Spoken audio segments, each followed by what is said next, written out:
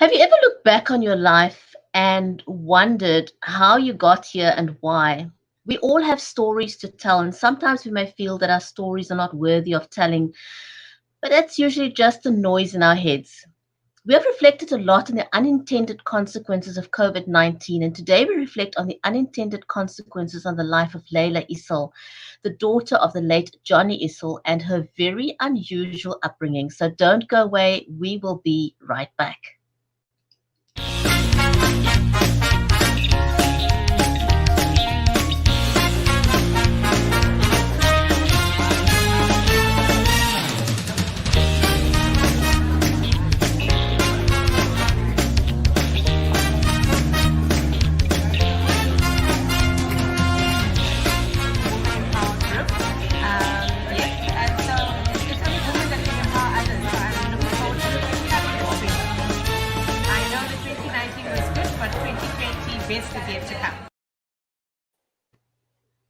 If you're just joining us, a huge big welcome to the Cappuccino Club social TV channel today. I'm your host, Brigetti Limbanda. Leila Issel is the daughter of the late John James Issel, also known as Johnny Issel.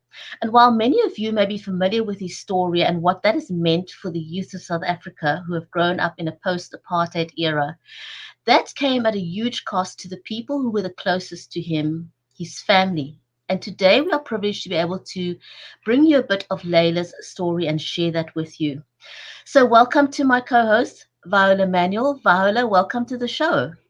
Thank you so much, Brigetti, and happy Youth Day, 16th of June, major day. It's one of those days where you get to reflect on your childhood, you get to reflect on just the joy of childhood, I guess, and you also get to lament the fact that when you have to add your age and your birth date onto any digital platform, you're scrolling quite a lot now, to get to the date of birth, the year you were born, you're scrolling quite a lot. And I think it was when I realized I was getting older was the first time I tried to complete a tender and then realized I no longer fall in the youth category. As soon as you hit a certain age. I know, right? And I must tell you, as I was pondering on today's show and having Leila as a guest, it made me realize how much of my own childhood I've blocked out of my memory. There were aspects that I have chosen not to remember about the apartheid years. And so thinking about Leila has brought back a flood of memories for me.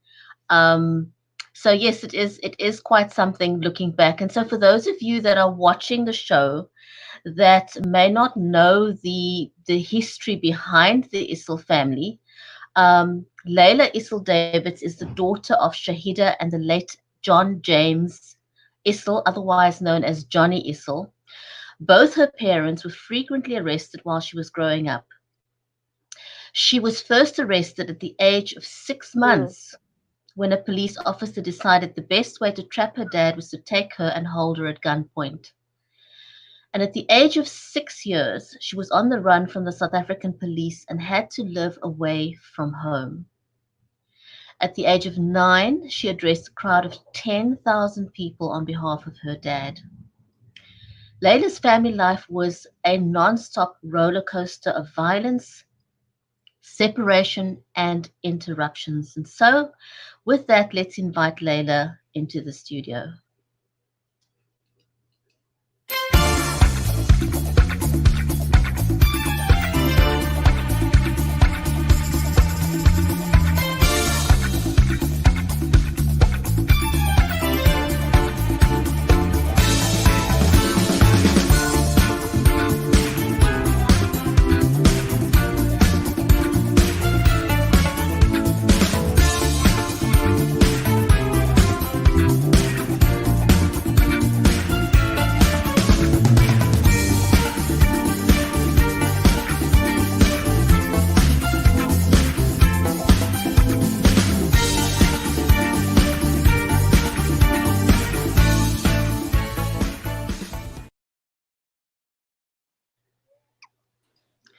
Leila, welcome to the show.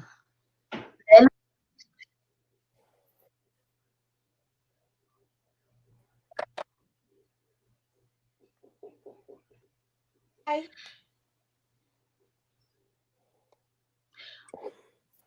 Hi, Leila. Welcome.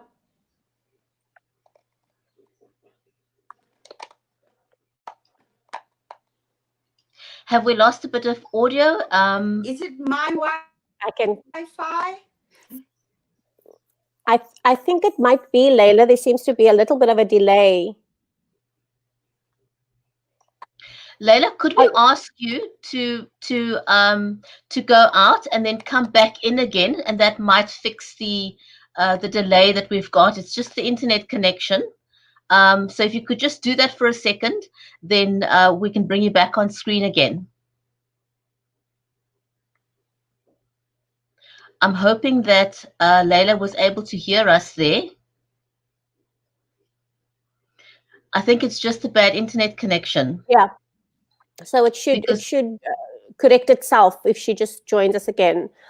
But Brigitte, yeah, so Youth Day is a massive celebration. It's interesting that due to COVID, I think for the very first time we're seeing that again, just in terms of showing support for Youth Day, we've completely had to change the way we do things. So I know that there aren't going to be masses of people, just getting together for concerts and for other opportunities to just sort of, just celebrate our young people. But there's just so much. We've been saying this on the show so often. There's just so much for us to be facing right now. So many decisions to both 1985, 1976. There were quite a few years where kids really had to make decisions based on politics. And many of them lost a year. And it's been interesting for me to see the similarities in terms of the anxiety kids are facing, because it does seem that if we can't get the schools up and running and we can't get our kids to a point of competence where they can pass to the next grade, we're going to sit with another generation that's going to have lost a full year in terms of their schooling. And yet it's very interesting for me that the kids who lost a year in 1976 and those who also lost a year in 1985, many of them have still continued to, moved on and made successes of their lives. So it's really, as tragic as it is and as upsetting as it is, it's not the end of the road. A lot of people have picked up that experience and have actually the experience. So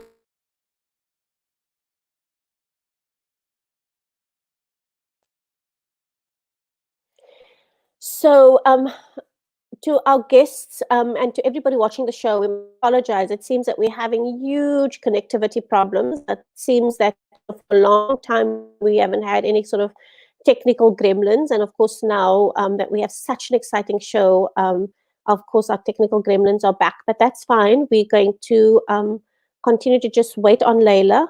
Very interesting to chat to her, just understanding the experiences that she's gone through. And if I even just think about the fact that I had a conversation with Shay yesterday, talking to him about the fact that, at such a young age, she experienced such negativity in her life, and yet she's actually been able to pull the pieces together and actually be incredibly successful in terms of her adulthood. So we are quite keen to speak to her and to just really see how these challenging circumstances. I want to say challenging circumstances, not necessarily negative circumstances, but challenging circumstances of a childhood, and really just want to talk to her about how that shaped who she became and who she is today. And I think that's so important that we are able to look at that, because lots of women come from those kinds of negative circumstances.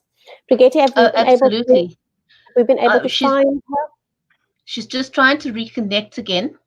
Unfortunately, the internet is what it is, and it looks like she is able to get into the studio, so we will see her in a moment.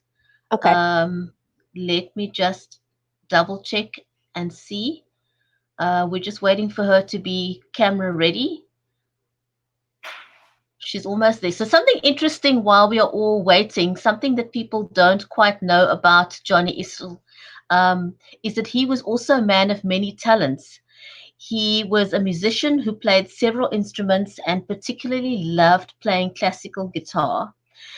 In fact, he was a good actor and played the leading role in Kana Heiko Heistu, a play by Adam Small when he was at UWC. So that's a little unknown fact about Johnny that many people may not be aware of. Um, I'm still waiting for Leila to settle down. It looks like she's possibly almost ready. Okay. And she'll be able to join us in the studio. Yeah. But please, so yes, a very allow us to welcome all our guests. Everybody watching the show, there's been a lot of excitement about our guests. Absolutely. Let's say a warm welcome to everyone on LinkedIn, on Facebook, on Twitter, on Periscope, and on YouTube. And it looks like Leila is ready, so let's bring her into the studio again. Hi, Leila. Glad to have you join us again. Here we go. Hi, Leila. Hi. Hello. Leila, we can hear you. Thanks so much. We can hear you clearly, so thank you very much for joining us again. Today's Youth Day, and we sit back and we observe young people. One of my favorite things to do is I've got a school down the road from my home, and I watch the youth, as they walk past and as they, just giggle about the things that they talk about, on their way to school and on their way from school. What has been one of your major, just one of your major observations about young people today? So my view has broadened because we've done quite a lot of traveling in the last few years and met lots of young people all over the world. And when I think of the youth in South Africa, I feel that they need more assistance and more support. They need more direction and more mentors and more guidelines, because I am of the opinion that our young people are not ready for adulthood.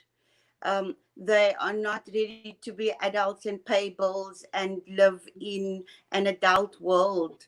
Um, Children need to be explained that education is the way. They need to get better education. They need to be the best at what they do. They need to enhance their knowledge. They in Europe and UK, it is obligatory to learn 2 foreign languages by the time you graduate. The youth in South Africa, we don't do this. And for many, it is available because they have internet and they have Google, but for many, it's not. So our kids really need to get with what is international flavor at the moment. Yeah, we seem to have our kids very almost sort of South Africa focused, but I also think that many of them are just trying to get through each day. The majority of children in South Africa, and so they're so busy just focusing on today that they don't really take the chance to lift their heads up and see what's really happening around them. So I do agree with you on that sentiment. It's just that, if you could whisper anything in their ears, then it needs to be that there's a whole world beyond South Africa, and you need to prepare yourself for that world. It's something that's so important. I know, but because like my dad, he used to drill it in us. So I'm more like that with my daughters. So I'm like a drill sergeant. Like, did you do your poem? And we do poems every night, and we do this every night, and we.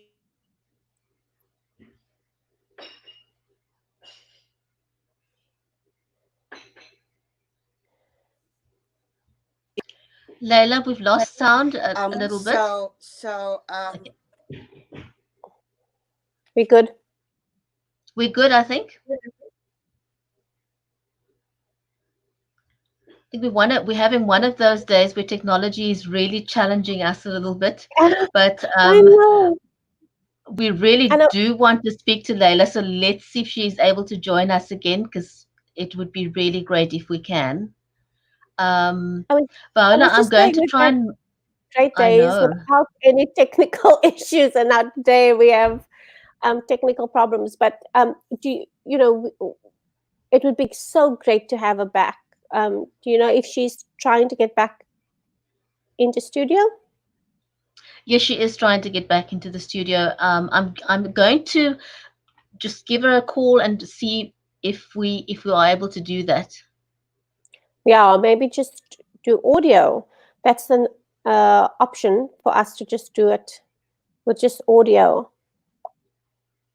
But just one of the things, talking about the youth of South Africa, one of the things that for me has been really important is the fact that I know as adults we have all these pearls of wisdom and we have so many things we want to say to our kids, and we recognize that many of our kids, it doesn't matter how many times you say it and how you say it, and very often the sort of phrase, you can't be a prophet in your own city, that comes through. But speaking to someone like Leila, where her kids are exposed to an international setup, it's just so important to hear what she has to say, specifically say about youth and about, say to our young people. Leila, thanks. It's glad to have. We're so glad you're back. Thank you. So just about that question, I really think that South Africa we need to have a child ministry that looks at children going into high school and helping pave the future of our way. Because when you think about it, in 40 years' time, where do we want to be? And this is our future. And I mean, do we want our children to be struggling with a junk status in finance? Do we want our children to be struggling with import export problems or cheap labor issues? So we Absolutely. really need to pave a stronger future. Absolutely. I could not agree with you more. You're absolutely correct. Yeah, I totally agree with that. Now, Leila, you've had a unique childhood in many ways, a childhood that most people this day can possibly not relate to because it's something that they won't experience in their lifetime, and in many ways a painful past. Could you tell us a little bit about what it was like? I mean, it's one thing reading your bio, but it's another thing hearing it from you firsthand. What was it like being a child in your shoes?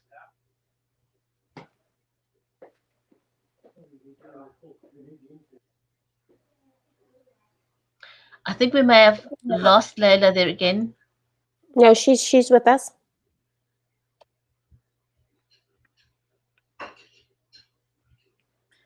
Can you repeat the question, please? Sure. So what I was It was a saying bit is that fuzzy. no problem. So what I was saying is that, most children today couldn't possibly relate to the kind of harsh upbringing that you had. I was saying earlier how many times, things happen and we want to block it out from our memory. I've blocked out a lot of the childhood memories I had that are related to the apartheid era. And it's one thing reading your biography, but what did it feel like for you as a child? The 6-year-old in you, what did that feel like?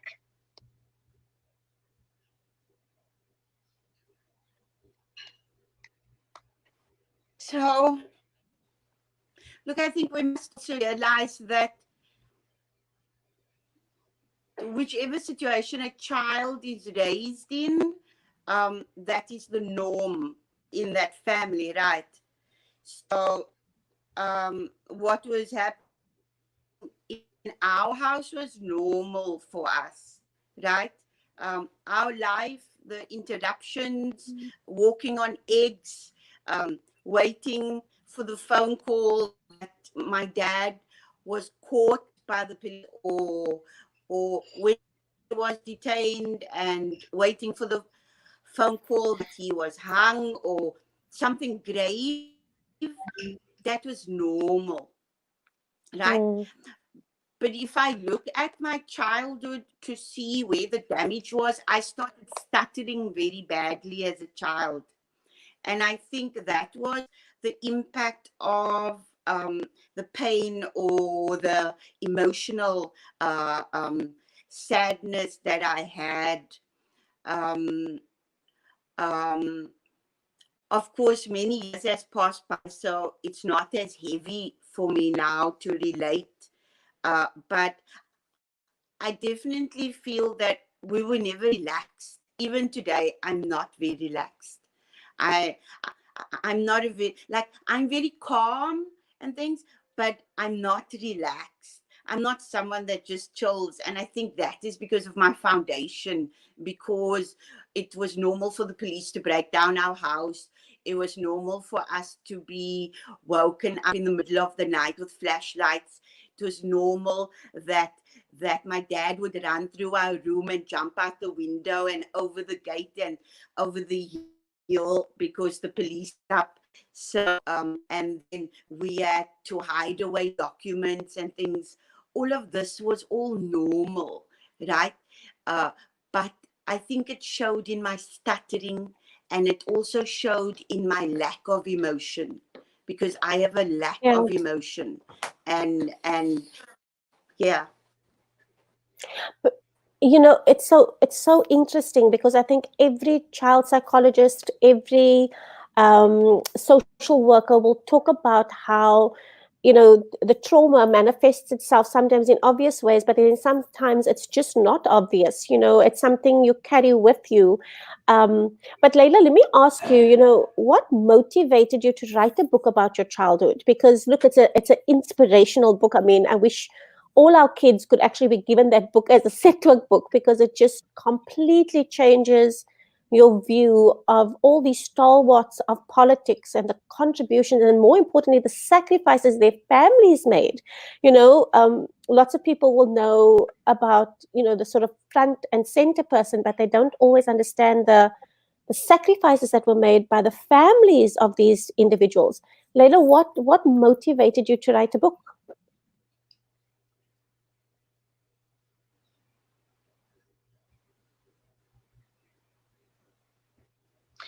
I think we've got a bit of a delay there.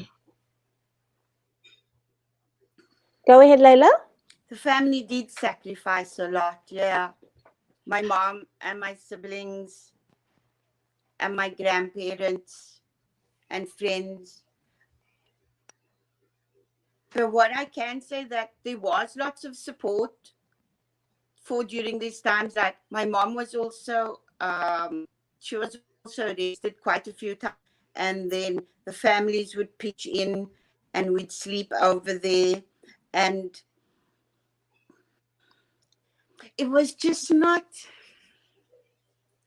like, I feel like I'm constantly moving around.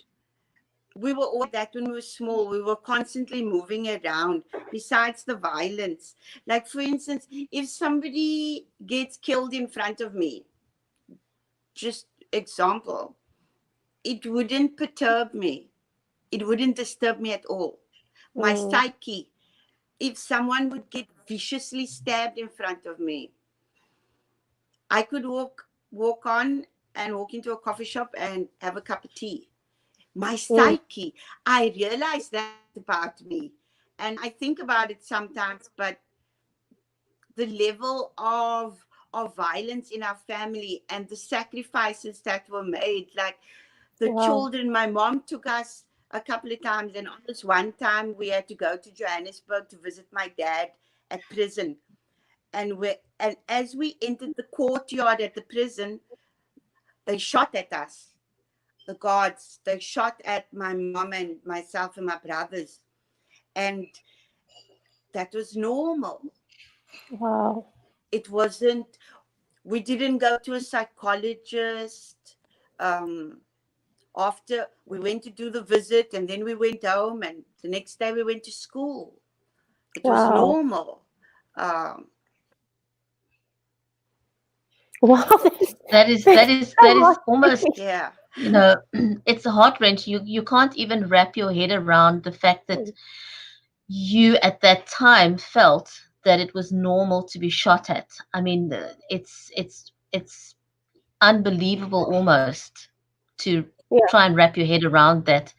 And today, looking back at how far we've come, and yet today we still see a society in which women and children are still being abused.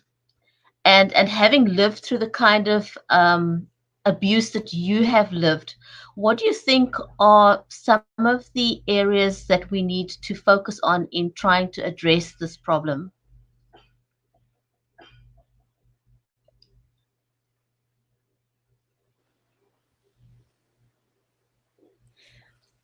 So one thing that helped me is to love me. I think that is key for for the for the entire South Africa, because we all have some kind of pain or some kind of abuse or something in our life that has hurt us. For the most part, almost everyone in South Africa. And I teach my daughters every day, you have to love yourself first before someone else can love you. So self-love and healing, that is one thing. Because when we respect ourselves, then we can either make people respect ourselves or we find new friends. Right? Um, so that's the first thing that I would say we need to do in South Africa. As far as abuse and all those other things in from what I've seen in the first world country, it's high priority, and it is in the government law.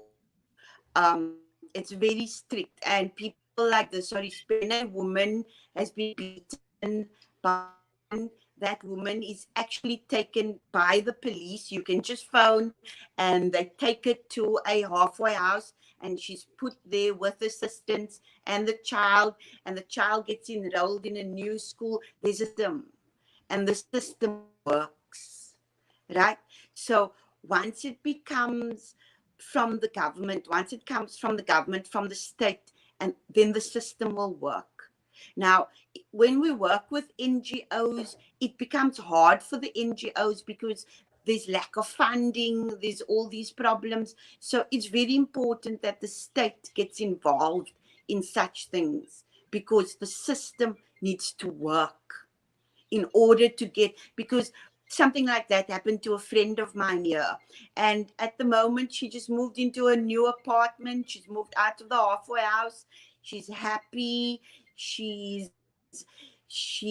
more smiling, she's looking for a job, and the system worked. It's very important that there is a strong foundation and a support system. Yes, that's so true. If all the pieces aren't falling together, it becomes very difficult.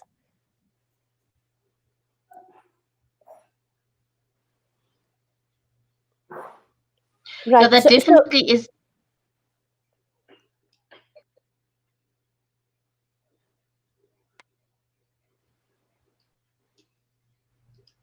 Leila, going if into you had any words of wisdom for our youth today, looking back at where you've come from, the long journey that you've had, have you got any advice for our young people today?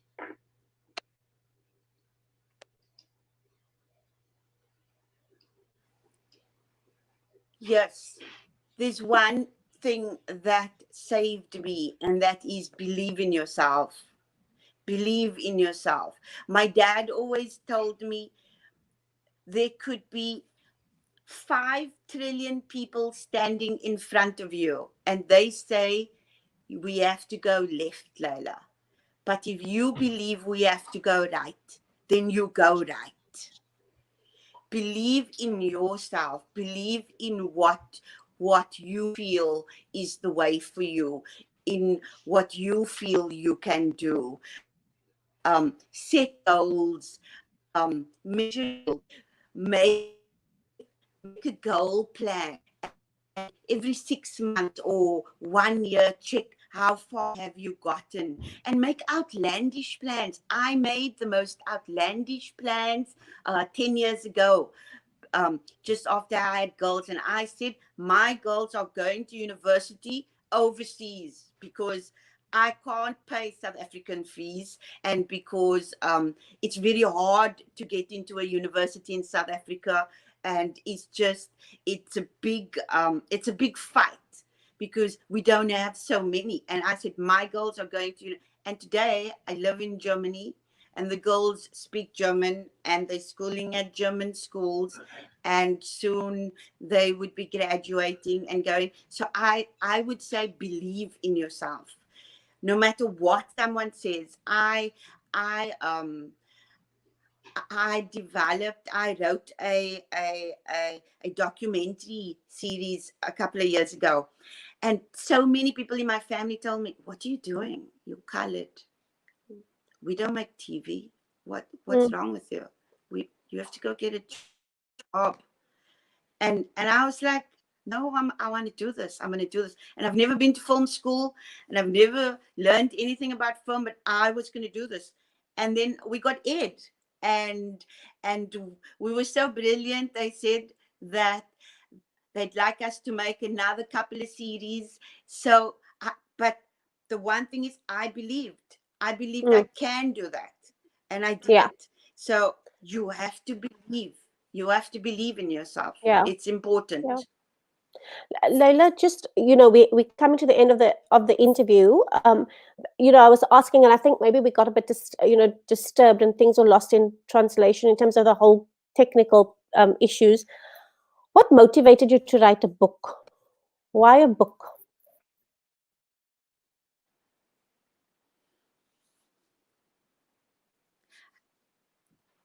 I think a part of me wanted to say things which I knew that some people would read. But I think for the most part, I wanted to heal. I wanted to heal, and healing, it helps when you speak to someone, and when you say what you feel to someone, and especially when you do it with professional people. We did a few with Shirley Gunn, and I wanted to heal because I was a bit out of control. My emotions was a bit out of control, and I realized the only way was for me to get over all of that baggage, all of that pain, and also I needed to validate me. And what happened and what we went through. That is absolutely amazing. I've interviewed so many authors, and they echo your sentiment, in terms of how therapeutic writing is, because it's as if one of the authors, he put it so well. He said it's like he's downloading his brain onto the pages of the book. And so he no longer has to feel those feelings that he's trying to juggle in his mind and in his head, because he's transferred it out of his head and put it onto paper. So it's as if you've put those thoughts to bed, you've laid it to rest on the pages. So I'm sure many other authors can echo your sentiment of how, what a relief that is to get it out of your mind and no longer have to hold on to those thoughts. And I think just to be able to share it, I suppose you write for yourself. You don't write for other people. You write for yourself. But I think it's wonderful that we have the ability to now be able to read your story. Yeah, thank you. So Leila, thank you very much. We're out of time. I'm so glad that despite the technical glitches that we had with the internet, those things happen. We're very, very pleased that you could join us and share just a little bit of your story with us. And so if you're watching the show, please to go out and get the book. We'll put it in the comments where you can find it. And thank you for joining us. Leila, thank you so much for joining us. It's been so great having you on the show. You are such an inspiration to so many. And thank you for just making our little corner of the world a little brighter by sharing your experiences, but more importantly, how you were able to rise above that and how you've actually been able to just take those things and help them to just pivot you and elevate you into a space now where those outlandish dreams, that was your word, where you made all these outlandish dreams, that those outlandish dreams actually could come to fruition. So thank you for being an inspiration.